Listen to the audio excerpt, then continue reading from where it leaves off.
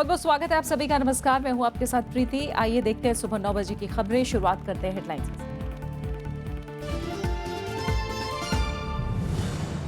JNU में छात्र संघ की आज से हड़ताल। राजनाथ सिंह के हाफिज सईद के समर्थन से जुड़े बयान पर बढ़ा विवाद। विपक्ष ने गृह मंत्री से मांगा सबूत। कांग्रेस संसद में उठाएगी मुद्दा।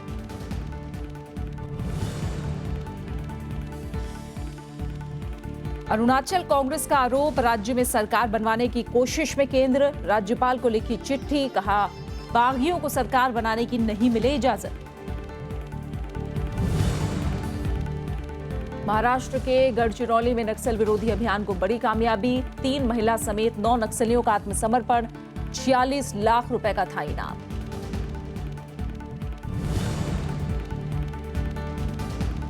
सीरिया में रूस से विद्रोहियों पर हमले रोकने की अपील। ओबामा ने पुतिन से की बात। सीरिया को समर्थन जारी रखेगा रूस।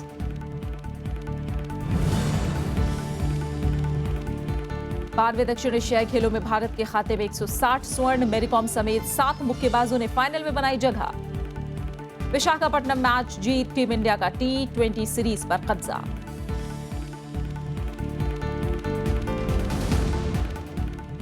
चालीस केंद्रीय विश्वविद्यालयों के शिक्षक संघ कन्हैया कुमार की रिहाई की मांग कर रहे जेएनयू छात्रों के समर्थन में उतर आए हैं।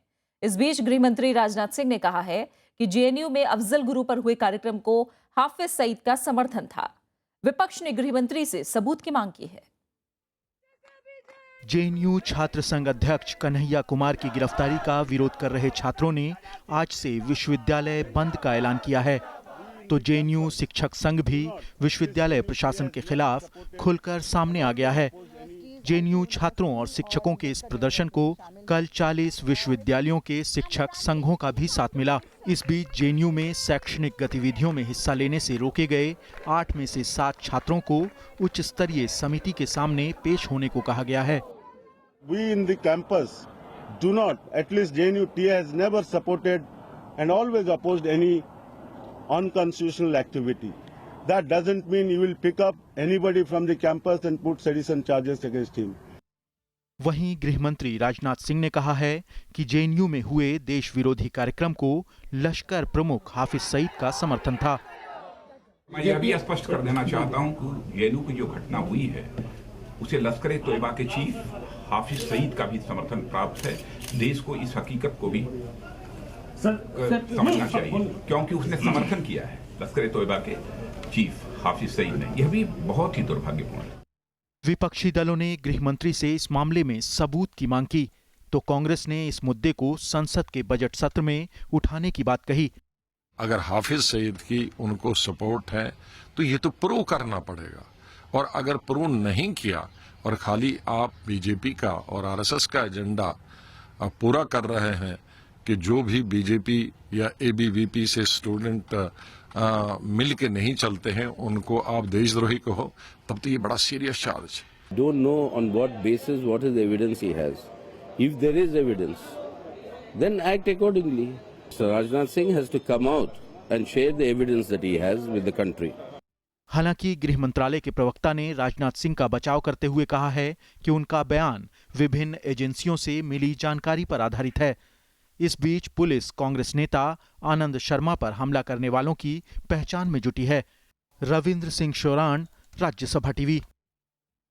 और जेएनयू मामले पर जारी विवाद के बीच प्रधानमंत्री नरेंद्र मोदी ने कल पार्टी के वरिष्ठ नेताओं से मौजूदा राजनीतिक हालात पर चर्चा की। हालांकि पार्टी सूत्रों का कहना है कि जेएनयू मामले से बैठक का कोई सीधा संबंध नहीं था। बैठक में पार्टी अध्यक्ष अमित शाह, गृह मंत्री राजनाथ सिंह, विदेश मंत्री सुषमा स्वराज, वित्त मंत्री अरुण जेटली और परिवहन मंत्री नितिन गडकरी मौजूद थे। बैठक में आगामी 5 राज्यों के विधानसभा चुनाव और संसद के बजट सत्र के अलावा पार्टी संगठन के मुद्दों पर भी चर्चा हुई।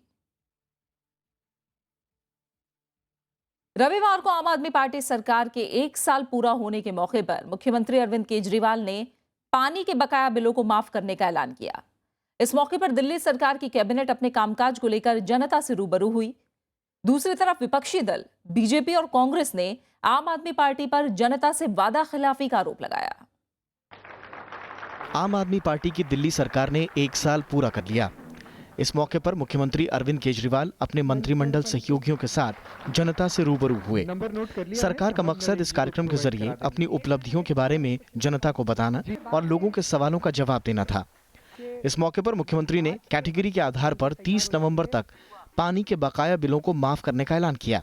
केजरीवाल ने यह भी वादा किया कि मार्च 2017 तक दिल्ली की सभी 268 कॉलोनियों तक पानी पहुंचा दिया जाएगा।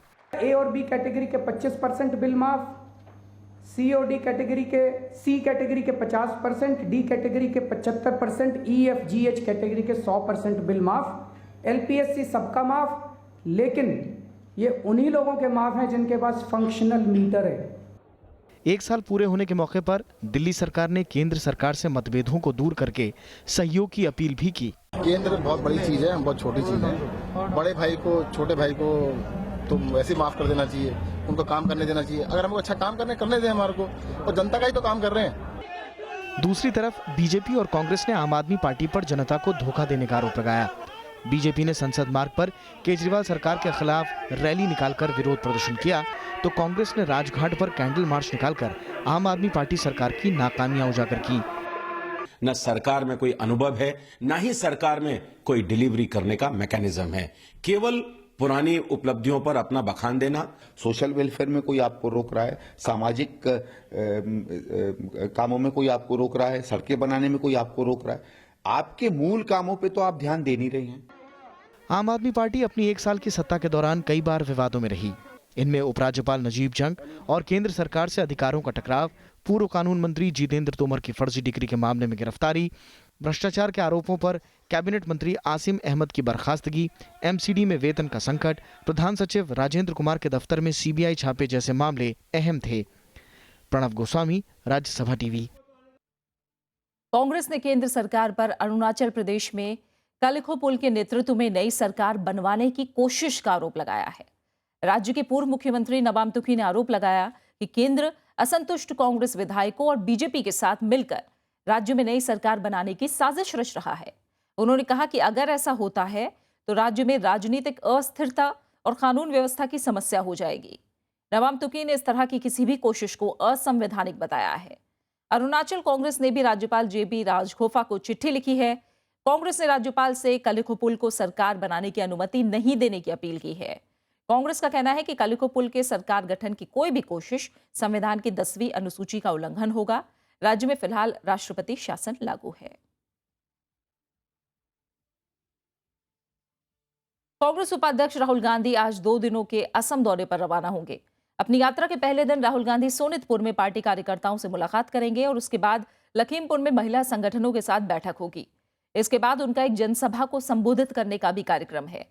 राहुल गांधी चाय बागानों में काम करने वाले लोगों और संगठन के नेताओं से भी मिलेंगे। इसके बाद पार्टी की युवा इकाई और छात्र संगठन से मुलाकात होगी।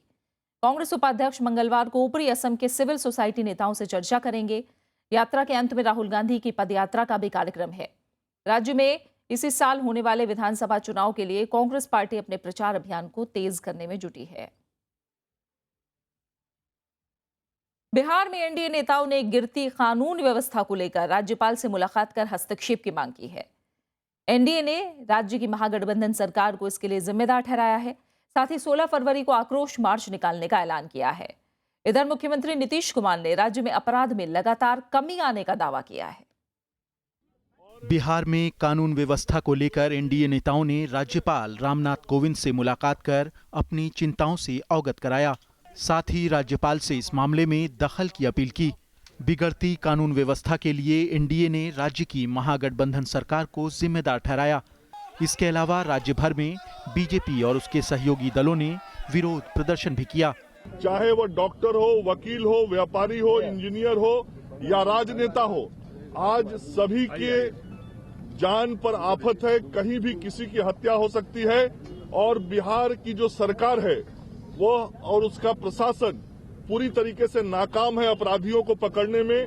बिहार के अंदर अत्याधुनिक हथियारों का इस्तेमाल हो रहा है खुलेआम। लगातार हम लोगों ने इस बात की आशंका भी जाहिर की थी कि अगर एक ऐसी सरकार बनती है तो उस सरकार के बनने के बाद 90 का वो दशक वापस आएगा जिसको हम लोग जंगल राज के नाम पर जानते थे। और अगर आज की तारीख में आप इसे जंगल राज नहीं कहेंगे तो और किसे जंगल राज कहा जा सकता है, जहां पर शायद ही कोई वर्ग और आयु का व्यक्ति अपने आप को सुरक्षित महसूस करे। वहीं राज्य में सत्तारूढ़ दल ने बीजेपी नेताओं की हत्या की निंदा करते हुए मामले की जांच और दोषियों को सजा देने की बात कही। हम चिंतित हैं, मुख्यमंत्री चिंतित हैं, कानून सबके लिए एक जैसा है, निजी सुशासन के लिए जाने जाते हैं, किसी को भी नहीं बख्शा जाएगा, चाहे कोई शासक दल का हो या विरोधी दल का। घृणित घटना है, जितनी भी निंदा की जाए कम है। और मैं आपको एक विश्वास दिलाता हूं, जैसे कि हमारे तमाम बड़े नेता कह चुके हैं, इस घटना में जो भी हो, किसी भी पद पे हो, कोई भी हो, उसे बख्शा नहीं जाएगा। कुछ ही दिन पहले राज्य में बीजेपी नेता केदार सिंह और विश्वेश्वर ओझा की गोली मारकर हत्या कर दी गई, जिसके बाद विपक्षी दलों में रोष है। इस बीच आरजेडी ने बिहार में नवादा विधायक राजबल्लभ यादव को पार्टी से निलंबित कर दिया है। राजबल्लभ पर एक नाबालिग लड़की के साथ दुष्कर्म का आरोप है। विधायक आरोप के बाद से फरार है। पुलिस आरोपी की तलाश में छापेमारी कर रही है। Bureau report, Rajya Sabha TV. Jammu Kashmir में रविवार को सुरक्षा बलों के साथ हुई मुठभेड़ के दौरान एक महिला समेत 2 गांव वालों की मौत हो गई और 10 लोग जख्मी हुए।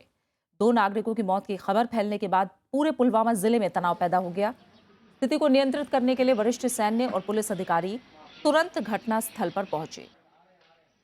पुलिस के मुताबिक दोपहर में आतंकियों और सुरक्षा कर्मियों के बीच मुठभेड़ चल रही थी। इस बीच भीड़ इकट्ठा हो गई और लोगों ने सुरक्षा बलों पर पथराव शुरू कर दिया। पीडीपी नेता महबूबा मुफ्ती ने नागरिकों की मौत पर दुख जताते हुए घटना को दुर्भाग्यपूर्ण बताया है। इससे पहले मुठभेड़ में सुरक्षा बलों ने एक आतंकी को मार गिराया। नज़दीक ही गांव में काकापुरा ललिहार में हमारी पार्टी जो ही कॉर्डन कर रही थी, उसी दौरान 2 से 3 बंदों की हरकत हुई। उन्होंने हमारा कॉर्डन तोड़ना चाहा और उन्होंने हम पे फायर किया। इसके कारण जवाबी फायर में वहाँ पर एक मिलिटेंट मारा गया। अभी तक उसकी आइडेंटिटी अभी पहचान होनी है। महाराष्ट्र पुलिस को नक्सली अभियान में बड़ी कामयाबी हासिल हुई है। राज्य के गढ़चिरौली जिले में 9 इनामी नक्सलियों ने रविवार को आत्मसमर्पण कर दिया। इन नक्सलियों पर 46 लाख रुपए का इनाम था। आत्मसमर्पण करने वाले नक्सलियों में सुनील रामजी मत्तामी भी शामिल है, जिस पर अकेले 16 लाख रुपए का इनाम रखा गया था। हथियार डालने वाले नक्सलियों में 2 सेक्शन कमांडर और 3 महिलाएं शामिल हैं। पुलिस के मुताबिक सेक्शन कमांडर शिवा सत्तू भीमराजू नारोट और उसकी पत्नी राखी रेखा तिम्मा पर 8-8 लाख रुपए का इनाम था, जबकि टिप्पागढ़ दलम के सदस्य मीरा देव नारोट पर 4 लाख रुपए का इनाम था। मुंबई में चल रहे मेक इन इंडिया वीक समारोह में रविवार रात कार्यक्रम के दौरान मंच पर भीषण आग लग गई, जिससे पूरा स्टेज जलकर खाक हो गया। हादसे में कोई हताहत नहीं हुआ। कार्यक्रम स्थल पर मौजूद फायर ब्रिगेड की टीम ने काफी मशक्कत के बाद आग पर काबू पाया। कार्यक्रम में महाराष्ट्र के राज्यपाल विद्यासागर राव, मुख्यमंत्री देवेंद्र फडणवीस, शिवसेना प्रमुख उद्धव ठाकरे और अभिनेता अमिताभ बच्चन भी शामिल हुए। महाराष्ट्र सरकार ने हादसे की जांच के आदेश दे दिए।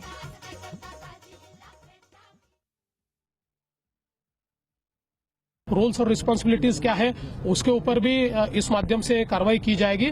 मुझे ऐसा लगता है कि दुर्दैवी घटना है, लेकिन उसमें अच्छी बात इतनी हुई है कि इसको तुरंत काबू में लाया गया है और किसी के भी कोई भी जीवित हानि या किसी को भी इंजुरी यहाँ पर नहीं हुई है। और फिलहाल एक छोटे से ब्रेक के लिए रुक रहे हैं।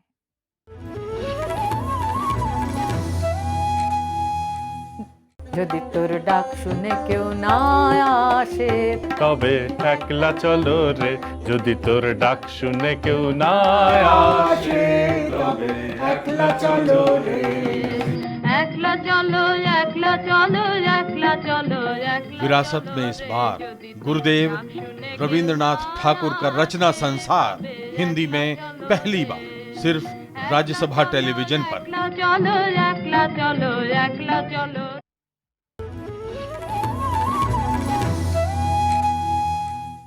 23 फरवरी से शुरू हो रहे संसद के बजट सत्र के दौरान कांग्रेस अर्थव्यवस्था को लेकर श्वेत पत्र जारी करने की मांग करेगी।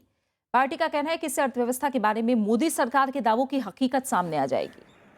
राज्यसभा में कांग्रेस के उपनेता आनंद शर्मा ने दावा किया कि अर्थव्यवस्था के सभी क्षेत्रों में गिरावट का रुख है। हजारों लोगों की नौकरियां खत्म हुई हैं और घरेलू निवेश में भारी गिरावट आई है, जबकि मोदी सरकार तेज विकास का अनुमान पेश कर रही है। इस बीच प्रधानमंत्री नरेंद्र मोदी ने अर्थव्यवस्था की स्थिति को लेकर विपक्ष की आलोचनाओं को सिरे से खारिज किया है। महान समाज सुधारक दयानंद सरस्वती की जयंती पर आयोजित समारोह में कल उन्होंने कहा कि भारतीय अर्थव्यवस्था पर वैश्विक संकट का असर नहीं है और सरकार की नीतियों की वजह से देश तेजी से विकास कर रहा है। सारी दुनिया ने माना है, चाहे वर्ल्ड बैंक हो, IMF हो और भी कोई संगठन हो, हर किसी का कहना है कि दुनिया पूरी आर्थिक संकट से गुजर रही है। एक अकेला हिंदुस्तान आज पूरे विश्व में आर्थिक रूप से तेज गति से आगे बढ़ रहा है। बैंकों के वित्तीय हालत को सुधारने की दिशा में केंद्र सरकार जल्द ही बड़े सुधार लाने का ऐलान कर सकती है। मुंबई में कार्यक्रम के दौरान वित्त मंत्री अरुण जेटली ने कहा कि आने वाले दिनों में बैंकिंग क्षेत्र में कई सुधारों के बारे में घोषणा होगी। वित्त मंत्री के मुताबिक देश ऐसी स्थिति में नहीं है जहां सरकार सार्वजनिक क्षेत्र के 27 बैंकों से पूरी तरह अपनी हिस्सेदारी से निकल सके। उन्होंने बैंकों की बोर्ड प्रणाली में व्यावसायिकता लाने की आवश्यकता पर जोर दिया। अरुण जेटली ने कहा कि सरकार इन बैंकों में किसी भी तरह के हस्तक्षेप न करने और समान दूरी बनाए रखने के साथ ही संस्थानों को पेशेवर तरीके से चलाने को लेकर प्रतिबद्ध है। इसके लिए सरकार अपनी हिस्सेदारी घटाकर 51% के स्तर पर लाने के लिए काम कर रही है। वित्त मंत्री अरुण जेटली का बयान ऐसे समय में आया है जब सार्वजनिक क्षेत्र के बैंकों का दिसंबर तिमाही में वित्तीय परिणाम काफी खराब रहा है। बैंक ऑफ बड़ौदा और IDBI बैंक को भारतीय बैंक इतिहास में अब तक का सबसे ज्यादा नुकसान हुआ है। सरकारी बैंकों के लिए उनका डूबता कर्ज बड़ी चुनौती बनता जा रहा है। पाकिस्तान को F-16 लड़ाकू विमान दिए जाने के मामले में भारत की नाखुशी और डील को रोकने के लिए अमेरिकी सांसदों की मांग को ओबामा प्रशासन ने दरकिनार करने का फैसला किया है। भारत में अमेरिकी राजदूत रिचर्ड वर्मा ने इस मामले में सफाई दी है। अमेरिकी राजदूत के मुताबिक पाकिस्तान में कई खतरनाक आतंकी समूह सक्रिय हैं। इनसे लड़ने के लिए पाकिस्तान को ये विमान दिए जा रहे हैं। इससे पहले शनिवार को भारत इस डील पर अपनी नाराजगी जता चुका है। विदेश मंत्रालय ने मामले में भारत में अमेरिकी राजदूत को साउथ ब्लॉक तलब किया था।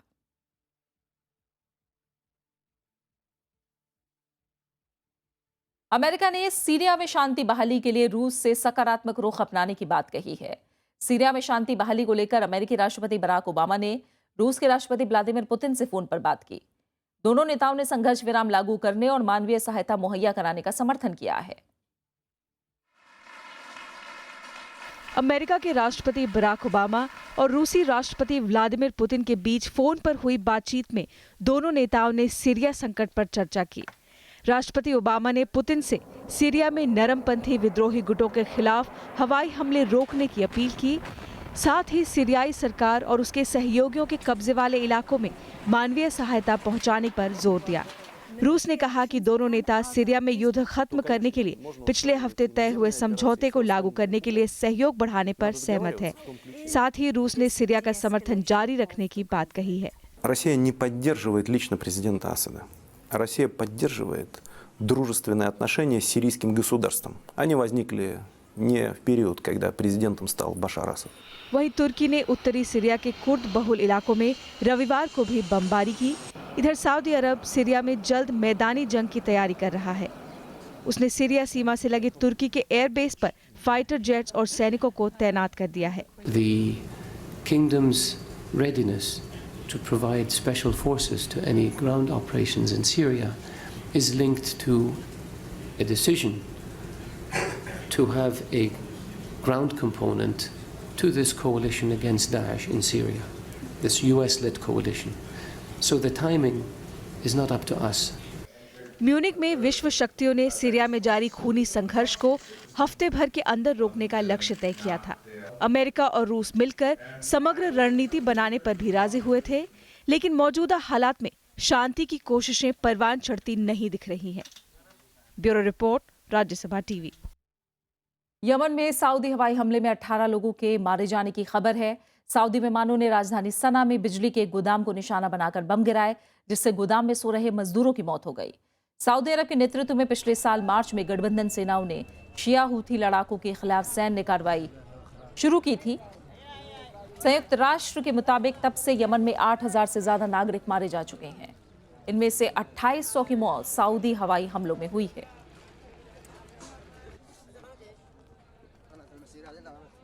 खेल की दुनिया से जुड़ी खबरें। श्रीलंका के खिलाफ रविवार को खेले गए तीसरे और निर्णायक टी20 मैच में भारत ने जीत दर्ज की और सीरीज पर 2-1 से कब्जा कर लिया। पहले बल्लेबाजी करने उतरी श्रीलंका की टीम महज 82 रन ही बना पाई। इस मैच में भारतीय गेंदबाज आर अश्विन ने करियर का सर्वश्रेष्ठ प्रदर्शन किया। उन्होंने 4 ओवर में 8 रन देकर 4 विकेट लिए। लक्ष्य का पीछा करने उतरी टीम इंडिया ने 13.5 ओवर में ही 9 विकेट से मैच जीत लिया। टी20 में श्रीलंका का ये सबसे कम स्कोर है।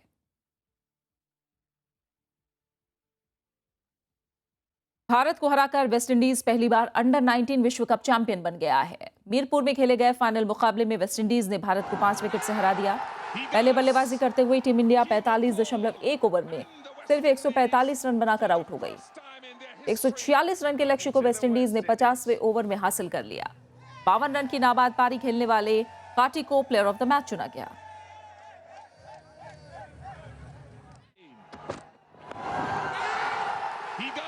और 12वें दक्षिण एशियाई खेलों में भारतीय खिलाड़ियों का दबदबा जारी है। रविवार को भारत के खाते में 4 स्वर्ण और आ गए। इसके साथ ही भारत अब तक 160 स्वर्ण जीत चुका है। रविवार के मुकाबलों की बात करें और इस बार तैयार जय सिंह जो तो कुल मिलाकर 160 स्वर्ण पर कब्जा हुआ है और 4 स्वर्ण रविवार को भारत के खाते में आए हैं। निशानेबाजी में रविवार को 2 स्वर्ण भारत को मिले और 1 रजत पदक मिला है। चैन सिंह 50 मीटर राइफल 3 पोजीशन में गगन नारंग को पीछे छोड़ते हुए उन्होंने पहला स्थान हासिल किया। इससे पहले चैन, गगन और सुरेंद्र की तिकड़ी ने टीम इवेंट में स्वर्ण जीता था। अब तक निशानेबाजी में भारतीय खिलाड़ियों ने कुल 21 स्वर्ण जीते हैं। वहीं लंदन ओलंपिक की कांस्य पदक विजेता एमसी मैरीकॉम समेत भारत के 7 मुक्केबाजों ने फाइनल में जगह बनाई है। मैरीकॉम ने सेमीफाइनल में 51 किलोग्राम भार वर्ग में 40 सेकंड से भी कम समय में बांग्लादेश की शमीमा अख्तर को बाहर का रास्ता दिखा दिया। महिलाओं के 45 किलोग्राम में पूजा रानी भी फाइनल में पहुंच गई हैं। पुरुष वर्ग की बात करें तो एल देवेंद्र सिंह, शिव थापा, विकास कृष्ण और मनोज कुमार फाइनल में पहुंचने में कामयाब रहे। फाइनल मुकाबले आज खेले जाएंगे। और कबड्डी में भी भारतीय टीम का दमखम दोनों वर्गों में दिखाई दिया। महिला टीम ने आसानी से नेपाल को, जबकि पुरुष टीम ने बांग्लादेश को हराकर फाइनल में जगह बना ली। कबड्डी के भी फाइनल मुकाबले आज खेले जाने हैं। और यहाँ खाली है यदि आपको एक बार पदक तालिका पर नजर डालते हैं तो 12वीं दक्षिण एशियाई खेलों में भारत 160 स्वर्ण, 88 रजत, 28 कांस्य के साथ 276 पदक जीतकर शीर्ष पर बरकरार है। श्रीलंका 25 स्वर्ण, 57 रजत और 87 कांस्य के साथ 169 पदक जीतकर दूसरे स्थान पर है। जबकि पाकिस्तान 10 स्वर्ण, 27 रजत और 47 कांस्य के साथ 84 पदक जीतकर तीसरे स्थान पर बना हुआ है। उलटफेर चौथे स्थान को लेकर हुआ है। बांग्लादेश को पीछे पछाड़ते हुए अफगानिस्तान की टीम अब चौथे नंबर पर है और 6 स्वर्ण, 4 रजत और 11 कांस्य के साथ अफगानिस्तान अब चौथे पायदान पर पहुंचा।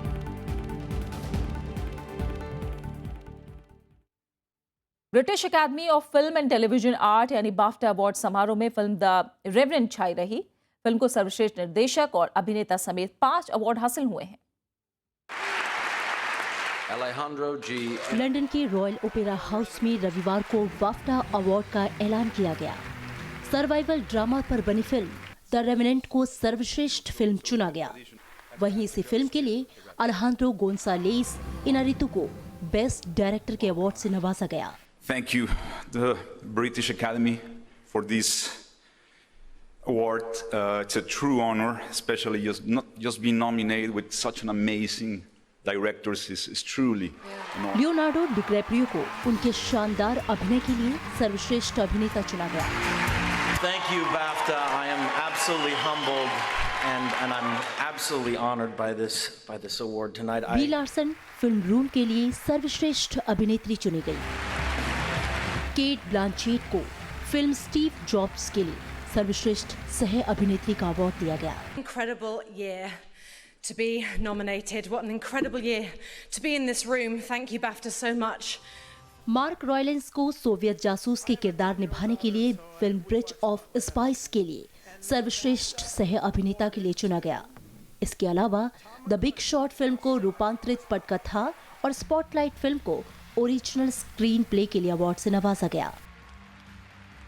आयरिश प्रवासियों की कहानी पर बनी फिल्म ब्रुकलिन को सर्वश्रेष्ठ ब्रिटिश फिल्म चुना गया। Bureau report, Rajya Sabha TV. Urdu अदब और शायरी की दुनिया के बेताज बादशाह मिर्जा गालिब की आज पुण्यतिथि है। गालिब की गिनती उन अजीम शायरों में है जिन्होंने मुल्क की तहजीब और शायरी को बुलंदियों तक पहुंचाया। हजारों ख्वाहिशें ऐसी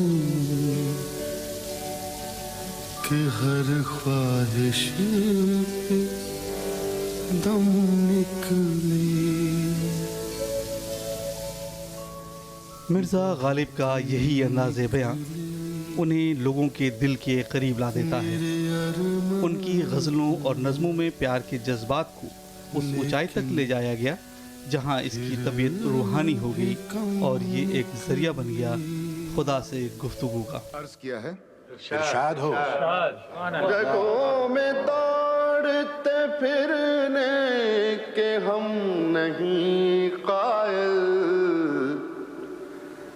जब आँख ही से न टपका तो फिर लहू क्या है। वाह वाह वाह। गमों ने उन्हें खुदा की इतने करीब ला दिया कि वो उसकी इबादत तो करते ही थे, उससे शिकायत करने की भी जुर्रत कर बैठे। खुदा से उनका यही रिश्ता उनकी विरासत है जो आज भी हमें सुकून बख्शता है। उठा ज़ालिम खुदा के वास्ते पर्दा नकाबी से उठा। दरअसल असदुल्लाह खां गालिब की ज़िंदगी अपने आप में एक जद्दोजहद भरी दास्तान रही। उनके बेफिक्र अंदाज को उस वक्त दुनिया ने तरजीह नहीं दी।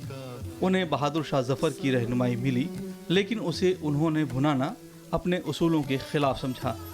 आज ही के दिन 1859 को गालिब ने इस दुनिया को हमेशा के लिए अलविदा कह दिया। Bureau report, Rajya Sabha TV. और आखिर में एक नजर हेडलाइंस पर।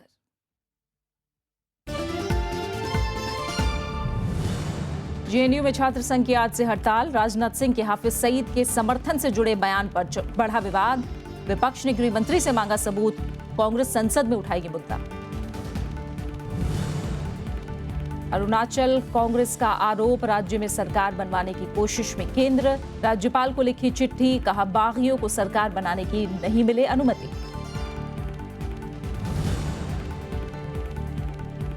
महाराष्ट्र के गढ़चिरौली में नक्सल विरोधी अभियान को बड़ी कामयाबी। 3 महिला समेत 9 नक्सलियों का आत्मसमर्पण। 46 लाख रुपए का था इनाम।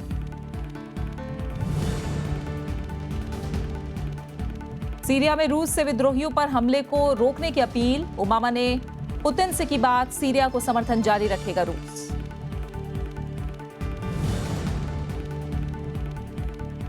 12वें दक्षिण एशियाई खेलों में भारत के खाते में 160 स्वर्ण। मैरीकॉम समेत 7 मुक्केबाजों ने फाइनल में बनाई जगह। विशाखापट्टनम मैच जीत, टीम इंडिया का T20 सीरीज पर कब्जा।